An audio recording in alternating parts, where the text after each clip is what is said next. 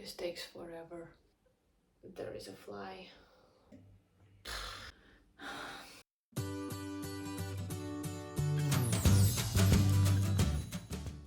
Hello everyone, my name is Alina and you're on my channel.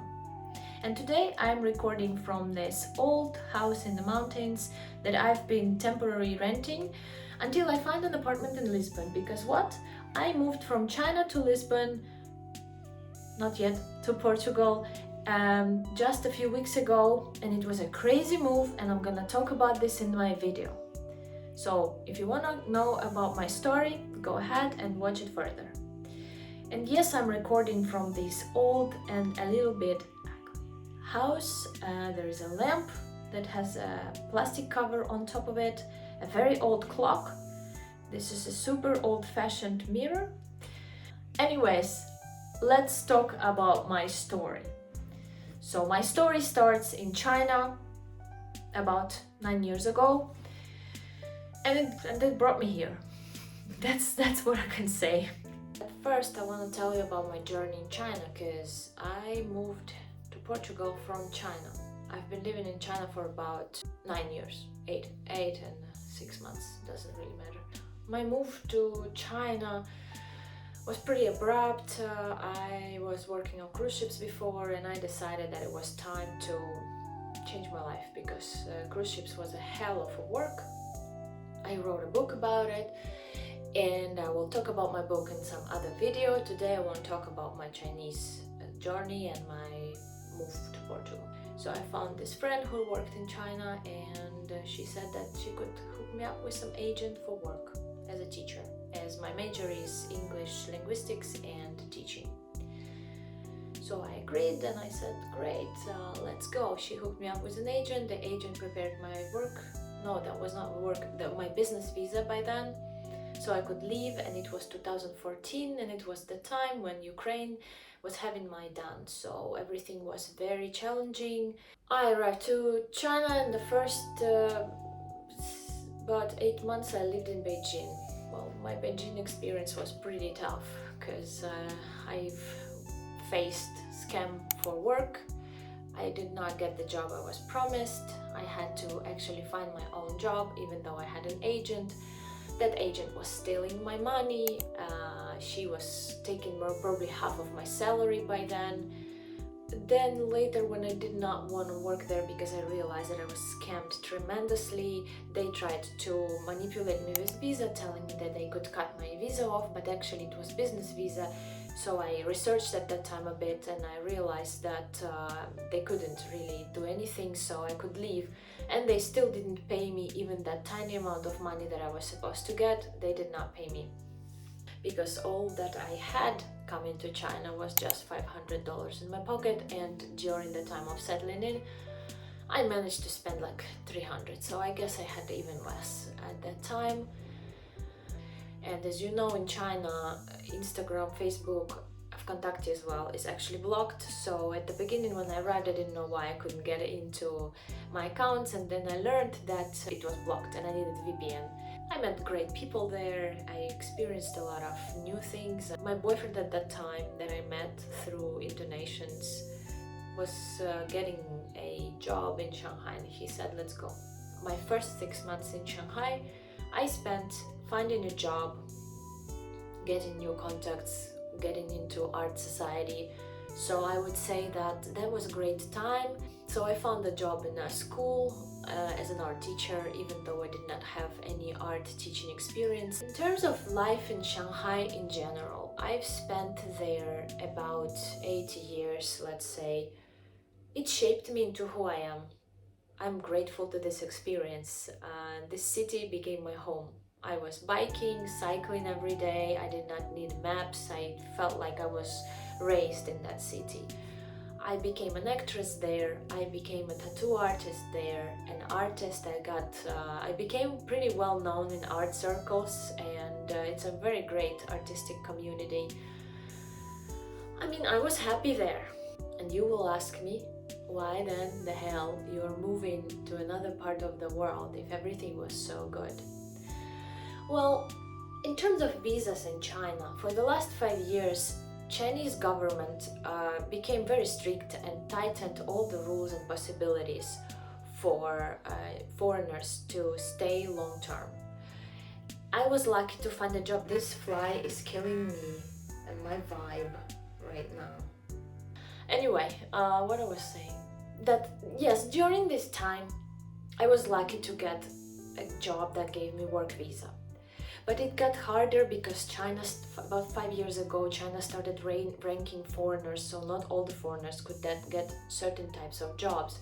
And if you wanted to stay in China longer, you would need to either marry a Chinese person, I guess this is it, because otherwise every year or two your visa needs to be renewed, and employers, they really take advantage of this opportunity, of this control, so they really can do whatever. I had to deal and accept a lot of stuff I didn't like in order to just keep my situation stable, my job and my tax payments. And I have a lot of friends who had businesses and up and running, and because of this control they couldn't stay in China. So I started getting this anxiety that anytime I could be asked to leave.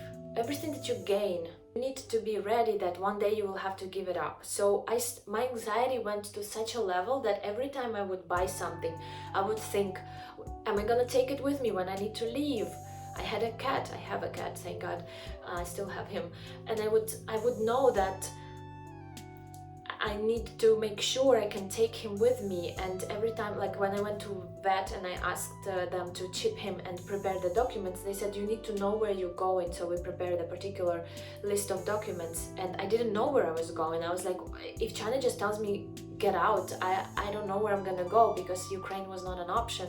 This was really dragging me down. So at first I decided that Canada was a great option, and I decided to go to Canada in 2019, right before the outbreak of COVID. I did IELTS, I prepared. The schools in China were closed. I had to go to Sri Lanka to do the test. I got my IELTS, the high score, like 8.5, I think. I prepared my documents, my diplomas. I spent so much money on it to get into express entry, and nothing. For 1 year, there was nothing. I could renew my application again for 1 more year because my IELTS is valid for 2 years. I think it's always valid for 2 years. And nothing. And I was so sad because I knew friends who live in Canada who tell me that so many people, foreigners, were accepted to this program even though their IELTS was like way less than 8. Say a year ago, I decided that sometime after I finished my school, my work contract in a school where I was teaching, and I'm going to just move. That didn't mean that it's gonna be summer 2022, that could be summer 2023. And the COVID hit China again, and the Chinese government decided that it was very appropriate to fight this windmill of nature. And in March 2022, we got completely locked in our apartment, me, my husband and my girlfriend, and we were not allowed to step out of apartment door for 3 months, 2 actually. And then the 3rd month, like, we could go out into the yard to do our test. We were tested all the time, like I think at first it was like every day, then every 3 days. Just the feeling of this control. After they lifted the lockdown, we had to do tests every 3 days. Without the QR code, we couldn't even enter the convenience stores. And so the feeling of this big brother watching you all the time was unbearable. I still managed to have my show. As I said, I'm an actress and I wrote a play. The pressure of feeling that you don't belong anymore to home was unbearable. So I had to prepare the documents for my cats, mine and my husband's cats. I had an agent, so we got all the papers specifically for Portugal. They were chipped before, so we gave them the last vaccines, the rabies titer test, and after like a week before you leave, you need to go to the hospital and to get the final health paper record from the area where you're taking your cat out. So this was done, a lot of money spent. I think we've spent about 500 euro just for paperwork. The flight was, because it's from Shanghai and it's a really tough situation with flights, we spent about 2,800 euro for the flight one way. The cat seat was not much, it was just about 160 euro, and I spent about 400 euro extra on my extra luggage. I hate the fact that we had so much stuff. We also shipped some things from Shanghai to Portugal. Well, this is madness. I can't believe that one day this is all going to be fixed in my life. All the boxes, books, tattoo equipment, paintings, it's all going to Portugal. And it costed about 4,000 euro. So you gotta be rich to move. And this drained me a lot. I came here to actually open a tattoo studio and an art club.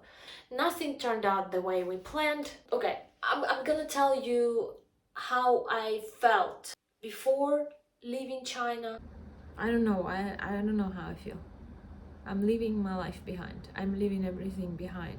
And I have no idea what's gonna happen to my life. I just told my boss that I'm not coming back to work. There's no way back. I'm really grieving that I'm leaving my life here because it's a new place. I'm going to feel homesick, and my home is here in Shanghai. And I know that later there, when I will feel homesick, I will not have anymore the place that I was calling home. It will not be the same. Can we ever be ready for these things? It's a natural way of life. It's the cycle. I'm stepping into another cycle. I am grieving. I am feeling sad. I am very anxious, but less now because the major things are done. The realization is sinking in. This is madness. 3 hours on check-in. 3 fucking hours. The airport is empty. Everything is closed. I'm with my cat.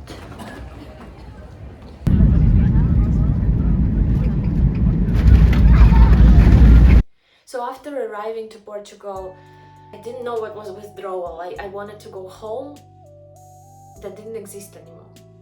And I recorded like a first thing.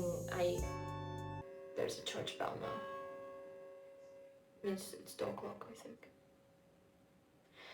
So the first few nights I was in shock, and so this is what I felt on the first night. I do feel like I've been taken out of my life and just put in here. I'm feeling lonely. I'm feeling shock. Everything is just so different.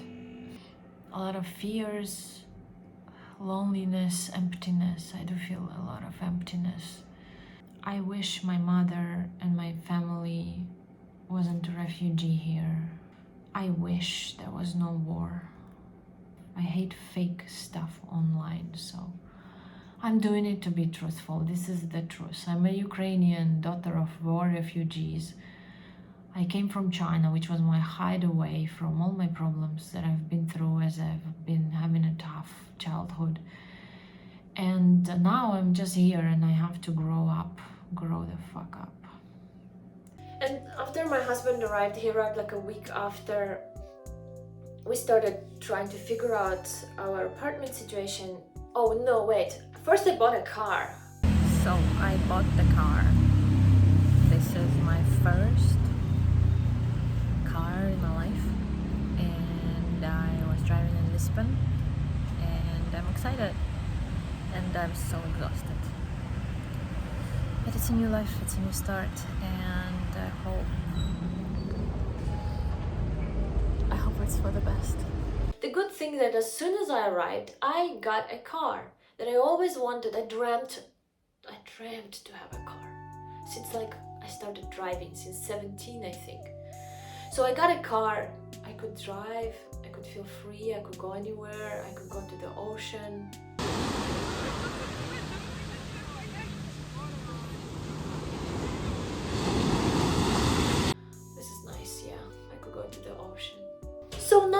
can say? I'm not feeling great or like extremely excited about the move because there's so much to deal with. I went into this SEF, it's called, it's a registration place. I spent like 2 hours from 7 to 9 to receive, like at the door there was this woman and she spoke to me in such a arrogant way. She looked at me like I was some dirty homeless person, no offense, but like she looked at me like this and said, what do you want? I said, I'm coming to register as a refugee from Ukraine. She said I had to do it online and they don't say it anywhere, so I wasted my time. Duh, if you're a refugee, I guess, even though I don't come directly from war zone, nobody respects your time. So I registered online and it's been like 10 days ago. I did not receive anything besides a confirmation that they received my application. So without this registration, I cannot open a bank account, I cannot actually rent anything. Thank God I made a tax number before war, because my plan was to sell my apartment in Ukraine and get the mortgage in Portugal. Those dreams are all over. Like, I'm probably gonna end up forever renting apartments. So I have to deal with all this. Now I don't feel like I belong, even though 5 years ago I thought Lisbon was the best place. I'm yet not in the city. I still have a lot to learn. I still need to take care of home and I need to make it home and I need to register. I guess this could be a part 1 of my journey of changing my life completely, moving from one part of the world into another. Stay tuned if you want to know more. I kind of feel sad right now, but maybe this YouTube channel will bring me some joy.